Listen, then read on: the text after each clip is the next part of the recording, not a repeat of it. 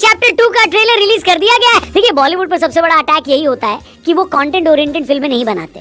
आम पब्लिक यही बोलती है कि बाकी दुनिया की फिल्में बॉलीवुड के स्टैंडर्ड से बहुत ऊपर बनती हैं। हिंदी फिल्म इंडस्ट्री अपने सबसे बड़े क्राइसिस से निकल रहा है, जहां उनके सुपरस्टार्स अच्छी फिल्में दे नहीं पा रहे। भाई की सिकंदर का हाल देखकर ये और लगने लगा है कि इस टाइम इंडस्ट्री को अपने नेक्स्ट सुपरस्टार की जरूरत है। लेकिन इसी बीच अक्षय कुमार ने बोल दिया है कि अबे ढोलकी के हम भी तो यहाँ काम करते हैं, 50 रुपया कट ओवर एक्टिंग के वजह से। केसरी चैप्टर 2 कम से कम उस प्रॉब्लम को सॉल्व करती दिखती है। इसका ट्रेलर देखने के बाद बॉलीवुड फैंस का यही कहना है।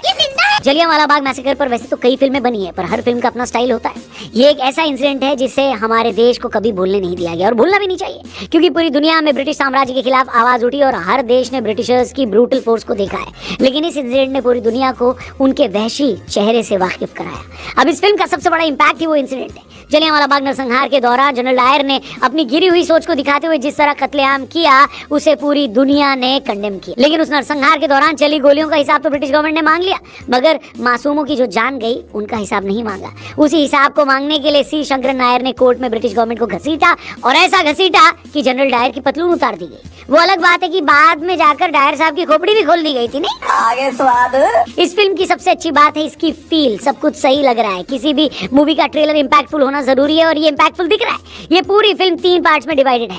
पहला तो नरसंहार जिस पर ये बेस्ड है, दूसरा वो कोर्ट रूम ड्रामा जिसका एक ग्लिम्स हम इस ट्रेलर में देखते हैं, और तीसरा उस नरसंहार की कॉन्सिक्वेंसेस जो ये फिल्म एड्रेस करने की कोशिश करती है। आर माधवन को जिस तरीके से इसमें इंट्रोड्यूस किया गया है वो एक वर्दी ओपोनेंट लगते हैं। आमतौर पर ऐसी फिल्मों में एक बहुत ही बेसिक स्ट्रक्चर फॉलो किया जाता है, जहाँ एक इंसिडेंट के बाद कोर्ट रूम ड्रामा चलता है और अपने हीरो के पॉइंट ऑफ व्यू से कहानी कह के क्लाइमैक्स कर दिया जाता है। इसका ट्रेलर कम से कम वो बात तो हिंट नहीं करता, जिस तरह की ब्रुटैलिटी इसमें दिखनी चाहिए वो दिखी है।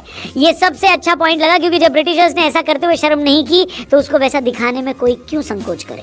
अभी इस टॉपिक पर इससे पहले बनी सरदार उधम सिंह को देखकर कई सारे ब्रिटिशर्स के नाक मुंह फूल गए थे। अब सभ्य समाज में न रह रहे होते तो वही जवाब देते जो गुड्डू भैया ने मिर्जापुर में दिया था उनको।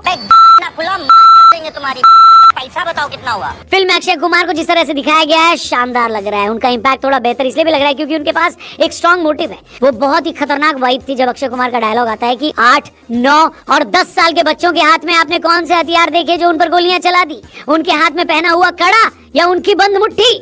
इसके बाद जलियांवाला बाग मैसेकर तो और भी ज्यादा ब्रूटल नजर आता है। अमित सियाल भी देखने को मिलते हैं। अनन्या पांडे का भी डायलॉग है कि doesn't English government have queen.